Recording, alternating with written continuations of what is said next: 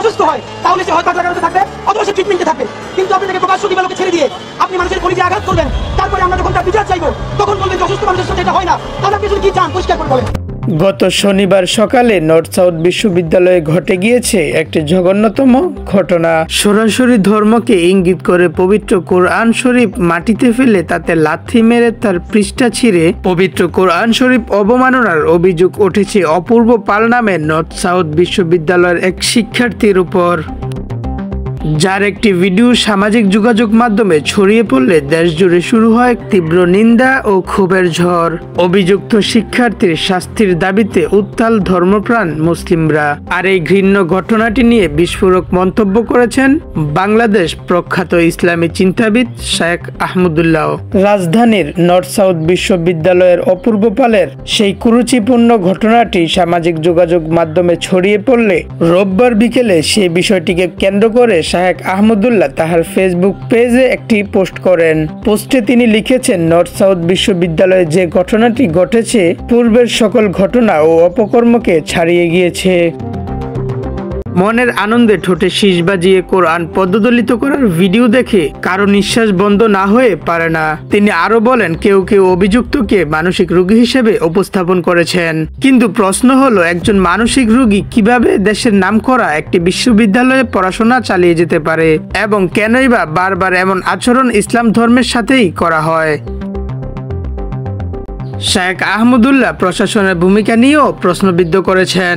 তিনি বলেন, ক্লাসে এক শিক্ষক হাদিসের উদাহরণ দেওয়ায় তাকে বিশ্ববিদ্যালয় থেকে বহিষ্কার করা হয়েছে, অথচ কোরআন অবমাননার ভিডিও ভাইরাল হওয়ার আগ পর্যন্ত তারা অপূর্ব পালের বিরুদ্ধে কোনো ব্যবস্থা নেয়নি কর্তৃপক্ষ।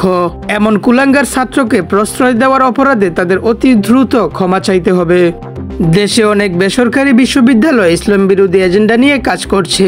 অপূর্ব পাল যে কাজ করেছে এটা ধর্মীয় দাঙ্গার উস্কানি বলেও দাবি করেন তিনি।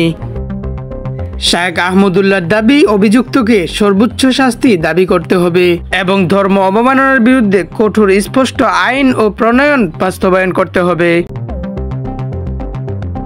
কোরআন অবমাননার বিষয়কে কেন্দ্র করে সারা দেশ উত্তাল ও মুসলিমদের মাঝে বয়ে চলছে ক্ষোভের ঝড়। অভিযুক্তকারীকে নতুন কোনো নাটক সাজিয়ে বাঁচানোর চেষ্টা করছে কিনা এ বিষয়ে মুখ খুলেছেন ইসলামিক চিন্তাবিদ শেখ আবু তোহা আদনান।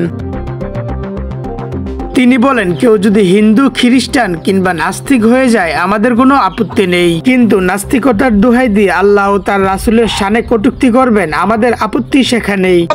কেউ হিন্দু হোক আমাদের কোনো আপত্তি আছে, কেউ বৌদ্ধ হলে আমাদের কোনো আপত্তি আছে, কেউ খ্রিস্টান ধর্মাবলম্বী হলে আমাদের কোনো আপত্তি আছে, কেউ যদি নাস্তিক হয়ে যায় আমাদের কোনো আপত্তি নাই, কিন্তু নাস্তিকতার দোহাই দিয়ে যখন আপনি আল্লাহ এবং তার রাসূলের শানে কটূক্তি করবেন আমাদের আপত্তি তখনই।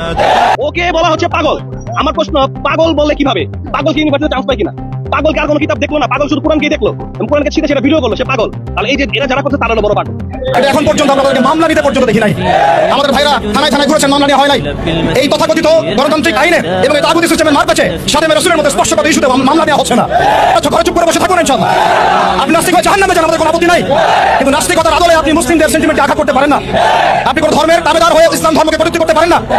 আজকে দেখবেন কেউ কোরআন শরীফ পায় মারাচ্ছে, কালকে দেখবেন কোরআন শরীফ পুড়িয়ে দিচ্ছে। আমাদের এই লোক যদি অসুস্থই হয় তাহলে আজকে যে কোরআন শরীফ পুরাইলো আগামীকালকে দেশে আবার পুরাবে না বা পারাবে না, তার বিষয়টা কি আপনি আমাকে বলেন।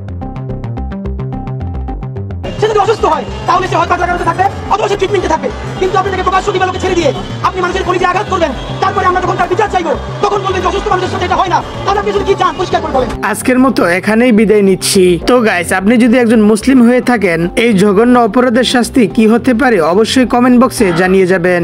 ভিডিওটি ভালো লাগলে ভিডিওতে একটি লাইক দিয়ে চ্যানেলটি সাবস্ক্রাইব করে দিবেন। আল্লাহ হাফেজ।